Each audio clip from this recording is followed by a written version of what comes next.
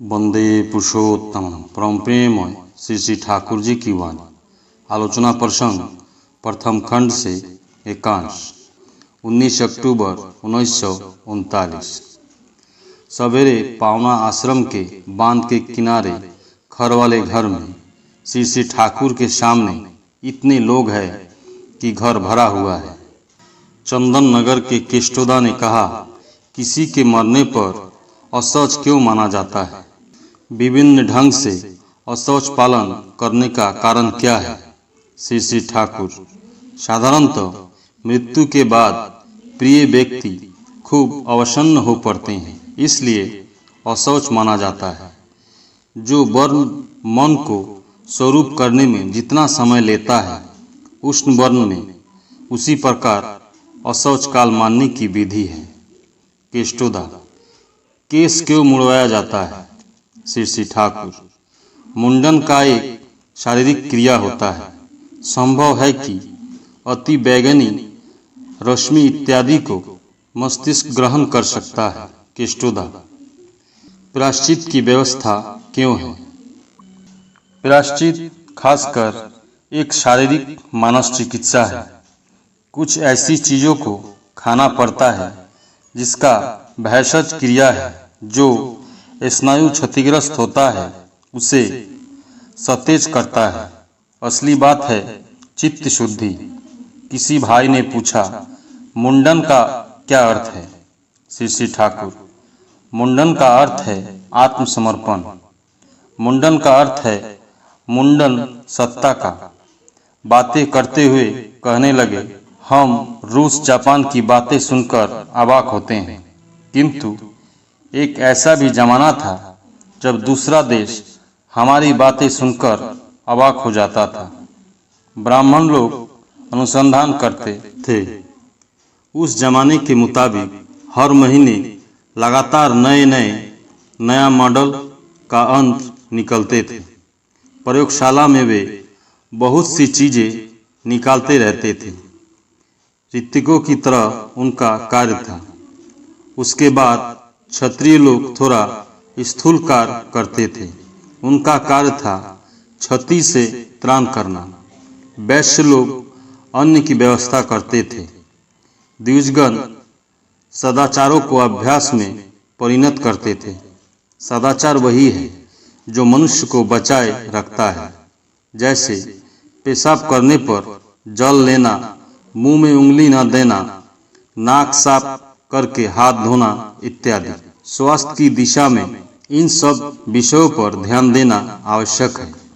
जो सदाचार पालन करते हैं वे अनाचार होने पर आसानी से आक्रांत हो जाते हैं। सदाचार के विरुद्ध कोई चीज उन्हें बर्दाश्त नहीं होती है। अपनयन के विषय में बोले, अपनयन का अर्थ क्या है? उपनीत होना। गुरुगृह में अपनीत होकर उपनयन ग्रहण करना पड़ता था। हमारे पूर्वजों की स्वीकृति ही है उपनयन। उपनयन ग्रहण किए बिना यह समझ में नहीं आता है कि ऋषि महापुरुषों से हमारा कोई संपर्क भी था।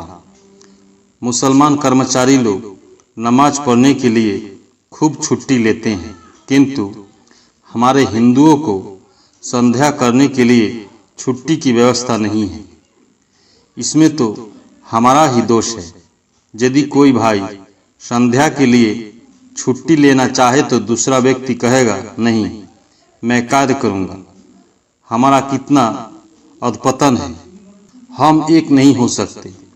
भगवान जी मेरे सामने ऐसे दृष्टांत जुटा देते हैं। एक बार मैं नारायणगंज से आ रहा था।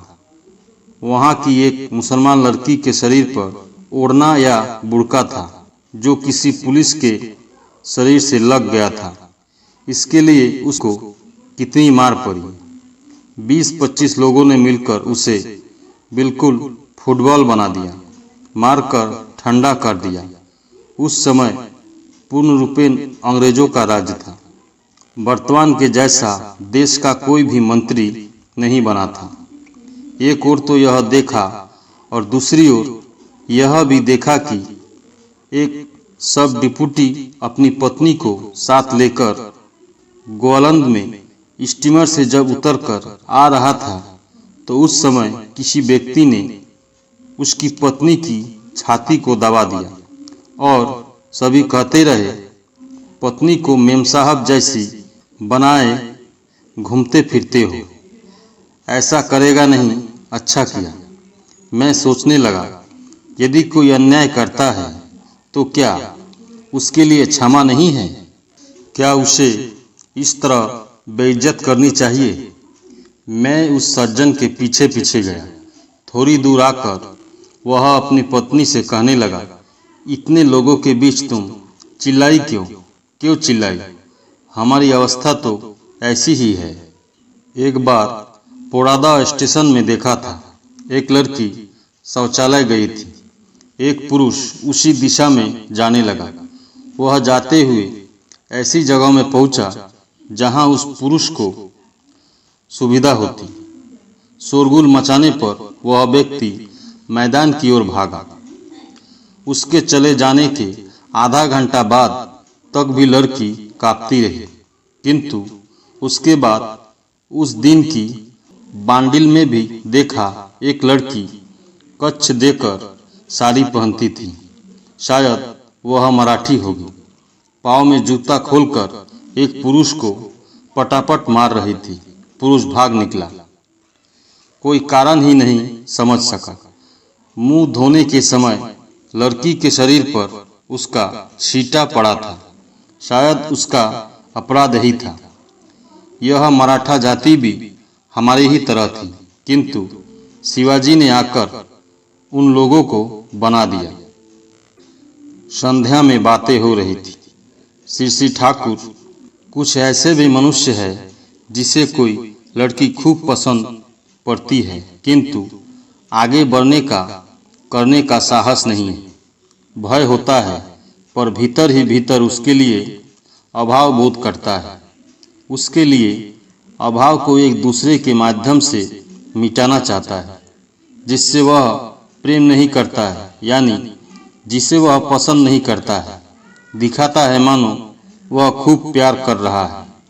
ऐसे व्यक्तियों की सभी चाल उल्टी होती है। एक जगह से धक्का खाता है तो दूसरी जगह जाता है। किसी को माँ बहन कहते हुए प्रेम करना आरंभ कर देता है। खूब घुल मिल जाता है, किंतु भीतर ही भीतर बदनीयत रहती है। ऐसे व्यक्तियों के सूरत उलझे हुए उनेव की तरह रहते हैं, विकृत हो जाते हैं। ये सब कुछ उल्टा समझते हैं। यदि कोई उनसे बोले वहाँ से मत कूदो, तो वह उस बात को कभी भी सीधे ढंग से नहीं मानेगा। वह सोचेगा कि उसे अपमान किया जा रहा है। कोई चीज़ उसे यदि खूब पसंद होती है, बाहर से दिखाएगा कि वह उसे पसंद नहीं करता है। जोरों से प्रतिवाद ही करता रहेगा। जिनकी चाल ऐसी होती है, उन्हें सुधारना मुश्किल है। ये लोग भद्रता की चाल लेकर चलते हैं, खूब विनम्र बनकर चलते हैं, पर कपटता से भरपूर रहते हैं। उन्हें सुधारने में बड़ी दिक्कत है। ऐसे भी व्यक्ति है जो विध्वस्त है, जैसे बिल्व मंगल। ऐसे व्यक्ति किसी के लिए बिल्कुल पागल बन जाते हैं, किसी और ख्याल नहीं रखते, व्यभिचारी जीवन यापन करते हैं। जिस प्रकार एक नौका में एक सुराग हो जाने पर यदि उसकी सुराग को भर भी दिया जाए तो वही नौका पहले की भांति 500 मन माल वहन कर सकती है। उसी प्रकार ऐसे व्यक्ति की बुराई यदि एक बार दूर कर दी जाए और वह पृष्ठ में अनुरुक्त हो तो सहज बन सकता है। इसलिए विध्वस्त सूरत फिर भी अच्छा है। जब कोई यह कहता है कि अभाव, अभियोग, दुख, कष्ट, बच्चे वगैरह को लेकर संसार चलाने में समर्थ नहीं हो पाता हूँ, तब यह समझना चाहिए उसे कहीं अभिभूति है, इसलिए सबको नियंत्रण नहीं कर पाता है। इसे ही माया कहते हैं। माया हमें परिमापित कर देती है, जीवन को संकीर्ण घेरे में ले चलती है। यही है वृत्ति का खेल। वृत्तिकार है, इसलिए वृत्ति कहते हैं। जब मनुष्य वृत्ति के अंदर रहता है उस समय वह आगे बढ़ नहीं पाता है। वास्तव में जरा मृत्यु के अलावा कोई दूसरा दुख नहीं है, और जो भी दूसरा जीवन में आते हैं वे हमें कहते हैं हमें ग्रहण करो, हमारे द्वारा तुम पुष्ट हो। हमें सेवा करने के लिए ही सभी आते हैं। हमारा आदर्श रहे तो वो ही खुराक हो जाते हैं, चाहे जो ही क्यों ना आए। हम घबराते नहीं हैं, उन्हें जीवन वृद्धि के कार्य में नियोग कर सकते हैं। एक भाई ने परोपकार और देश सेवा की चर्चा चलाई। श्री ठाकुर, भला बुरा चाहे जो न करे, आदर्श के बिना कुछ भी संहत नहीं होता है। जब CR दास नेता बन गए थे उस समय एक ऐसे विशिष्ट नेता को भी भीतर ही भीतर क्षोभ हो गया था। उन्होंने मुझसे कहा था, देश के लिए मैंने कितना किया पर देश ने मुझे पसंद नहीं किया। मैंने कहा, ऐसा तो होगा ही, आपने तो किसी को परिपूर्ण करने के लिए ऐसा कुछ नहीं किया।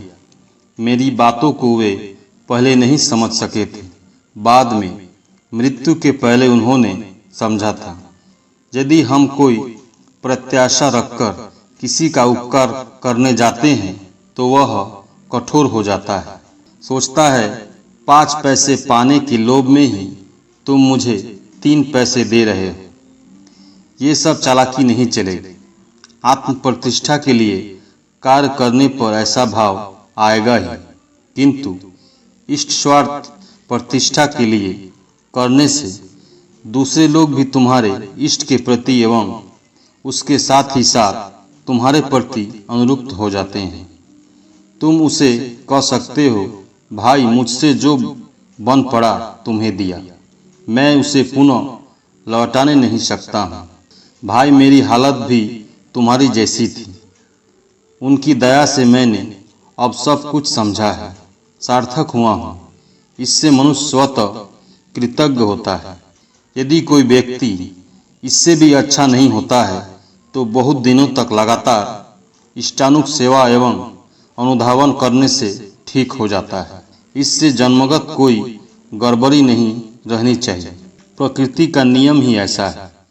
तुम अगर अपनी स्त्री को मदद करने के लिए दाल को छौंक देते हो, तरकारी काट देते हो, बच्चे को रखते हो, पर तुम्हारा पुरुषत्व नहीं है, तुम्हारी स्त्री उस समय तुम्हारे माथे पर चढ़ बैठेगी, तुम पर अत्याचार करेगी, तुम्हारे लिए थोड़ी भी चिंता नहीं करेगी, तुम्हारी बात भी नहीं सुनेगी। पर यदि तुम ऐसे कहो, तुम्हारे जैसी कितनी नारियां हैं, यदि तुम मेरे माँ बाप की सेवा नहीं करती हो तो तुम मेरी कोई नहीं हो। देखोगे तुम्हारी स्त्री आपसे आप सही पथ पर चलेगी। मनुष्य की वृत्ति के अनुसार सेवा करने के फलस्वरूप दोनों का ही सर्वनाश होता है, किंतु किसी श्रेय को परिपूर्ण करने के लिए यदि सेवा की जाए तो सभी मंगल के अधिकारी होते हैं। जतिंदा किसी व्यक्ति को देखकर हम कैसे समझेंगे कि वे मेरे गुरु होने के उपयुक्त है या नहीं? विश्वास कैसे होगा? श्री ठाकुर, केवल देखने से ही क्या समझ में आ सकता है?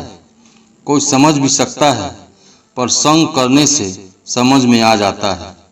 संगात संजायते श्रद्धा, श्रद्धाया दृष्टि शुद्धता, दृष्टि शुद्धर ही विश्वास, विश्वासात निर्विचारता, निर्विचारत भवते प्रेम, प्रेम न चास्तम समर्पणम।